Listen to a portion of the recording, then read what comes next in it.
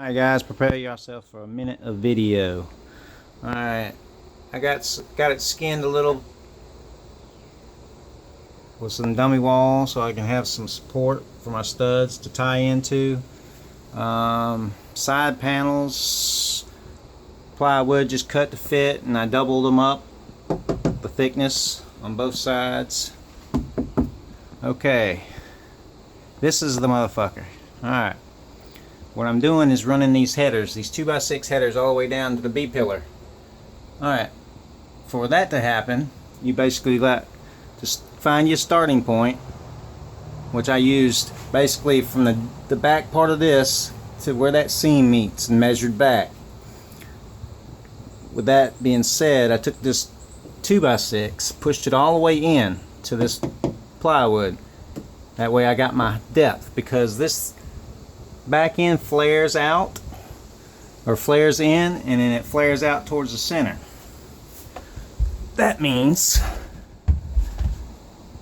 it drops down. So on these 34.5 or 34 7/16 stud from the floor that's doubled up with 1.5 and 3/4, comes out to 34 7/16 to this point to hold this header in.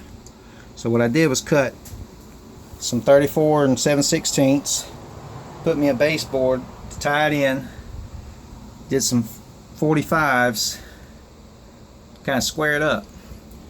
So since it flares up and comes up, there's a gap here, no biggie, but the main thing is when you find your starting point off one side, like this corner,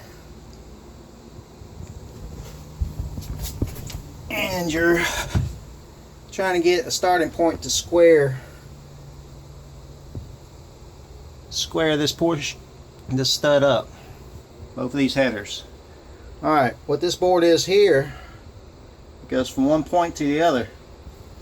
I basically, from this seam right here to the end of this 2x was like 3 13/16, just as a starting point. Then I put this backboard here, this 1.5 by whatever it is, just a extra piece of rip that came off. So I fastened it to the back side after I got these two set back and pushed all the way in against this plywood. So what I did from right here, butted my tape measure to here, pulled 3 foot to this point. Then I pulled my tape measure from here down to there to 4 foot. And I took that rip a piece of plywood that you see. I measured roughly from one end. Basically I started at 1 inch and made a mark. I pulled a line, made a mark all the way down to here, which is going to be 61 inches, basically 5 foot from point to point. So basically, to make a square, make it square, the ceiling square, I had to do 3 foot by 4 foot, and then this little cross brace is 5 foot with marks on each end with about 1 inch of overhang for screwing it. That way you can adjust that wall to make it square. Alright. Since this side is completely square, by doing the 3-4-5 method, all these studs, when these studs were fastened up here and here, basically what make them nice and snug. That way when you go to fasten them down here, put you a level here and a level here. That way you're level on this side and level on this side. Then you can fasten your bottom plate. Once you get that 3-4-5 in there, you'll be able to base the opposite side off the measurements you have on your back side, which came out to 41 7/16 between each header. So with that being said,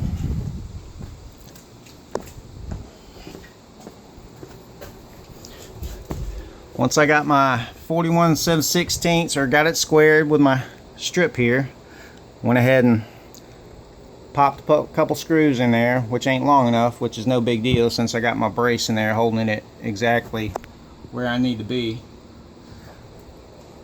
That's just temporary. I'm gonna get some longer screws, and then square, take your level this board up. There's your this is just here to basically install this header. That's all that these boards are in here for, just to get that header installed and squared, which is a pain in the ass. I'm sure there's tons of different other ways to do it, but this is the way I did it.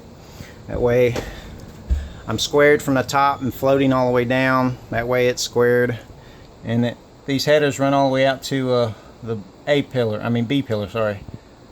That way I can run my studs from C pillar to B pillar, and then skin the complete inside of both sides, which I'm going to do an up and over the AC, so I'm going to have to duplicate it over here with an up and over. So there's basically going to be an empty spot on that side because I got to match that side, or want to match that side.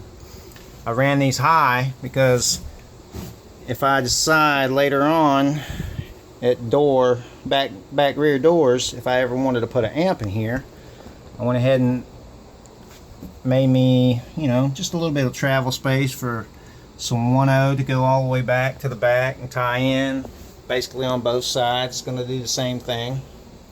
1.0 can go up and over fender well. It's going to be covered eventually.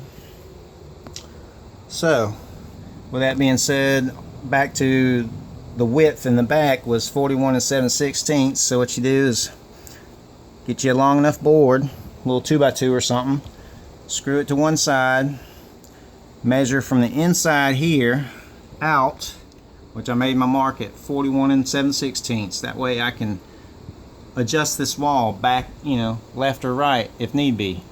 Then from there you can take your level and level down to the floor itself. Probably not real necessary, but this is the way I'm doing it. I gotta put some screws in there to fasten it to that top portion. Maybe shim that gap because this has got an arch in this thing here. So I'm probably going to either shim it and then spray foam it and thicken it up before I put my studs in. And then I'm going to run another sheet because it flares out both ways. You know, it's tight at the back, and the back part of the body kind of tapers to the back. So there's going to be a gap here. So what I'm going to do is I was going to run another sheet to sit on top of this one, and then run it all the way to the bottom of that header, and then probably come out to maybe somewhere in the C pillar or butt it up to this seam right here. And then doesn't really matter back there, that's just going to be dead space anyway for mounting or whatever I need to do.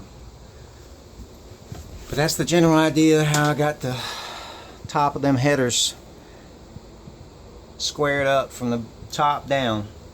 Basically started from the top and squared it and made my way down. But these aren't the actual, these are just for positioning purposes of these headers that go from all the way to D pillar all the way to B pillar. That way I can, when I get my second layer on these windows, I'll be able to stud it up, fill in all this area with studs as far back as I need. And that way I have 2 layers of this. Well, actually I'll be 3 layers of this, and then the studs will attach to it, and then the studs will attach to the bottom studs. So there'll be a slight angle whenever I cut my studs to go in.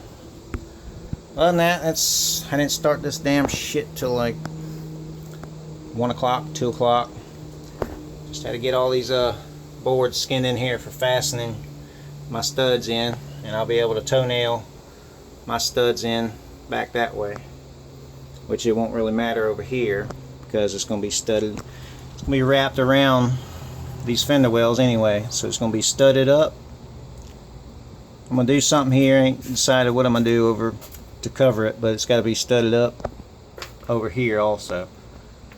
Either run them fat ways or long ways like that up against that AC. Might go with about that distance too if need be.